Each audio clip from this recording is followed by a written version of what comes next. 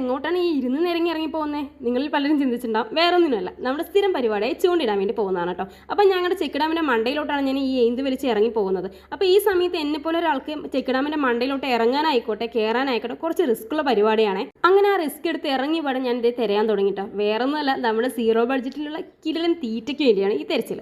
വളരാൻ പോലും സമയം കൊടുക്കാതെ 10 പൈസ ചിലവില്ലാത്ത തീറ്റയായി നമ്മുടെ പായൽ ഞാൻ പിച്ചി നുള്ളി പെറുക്കി എടുത്തതേ കയ്യിൽ കാണുന്ന ഇത്രയും കിട്ടി ഗൈസ്. കുറച്ച് കിട്ടിയുള്ള സാധനം ആയി വരുന്നതേ ഉള്ളൂ. അപ്പോൾ ഇത് കണ്ടപാട് നിങ്ങൾ വിചാരിച്ചാലും തുടങ്ങി കരിമീനെയും സിലോപ്പിയൊക്കെ പിടിക്കാനെന്ന്. ഇതൊന്നും അല്ലാട്ടോ നമ്മൾ ഇന്ന് പിടിക്കാൻ പോകുന്നത്. നമ്മൾ ഇന്ന് പിടിക്കാൻ പോകുന്നത് വേറൊരു വെറൈറ്റി സാധനത്തിനാണ്. ഗ്രഹണി പിടിച്ച പിള്ളേരെ ചക്കപ്പുഴുക്ക് കണ്ട പോലെ എന്ന് പറയുന്ന രീതിക്ക് നമ്മൾ പായലിടാൻ കാത്തിരുന്നതാണെന്ന് തോന്നുന്നു. ഇവൻ ചാടി അങ്ങ് കയറിയിട്ടുണ്ട്. വേറെ ആരുമല്ല, നല്ലൊരു അസൽ കുറുവപ്പരൽ തന്നെയാണ്. അപ്പോൾ ഇതുപോലെ സൈസുള്ള കുറുവപ്പരലുകൾ നിങ്ങളുടെ നാട്ടിൽ ഇതുപോലെ പായലിന് കിട്ടുന്നുണ്ടെങ്കിൽ നിങ്ങളൊന്ന് കമൻറ്റ് ചെയ്യുക. കരിമീനും പരലും സിലോപ്പിയും മാത്രമല്ല വേറെയും ചില ബിരുദന്മാർ നമ്മുടെ ഈ പായൽ തീറ്റയ്ക്ക് കിട്ടും കേട്ടോ.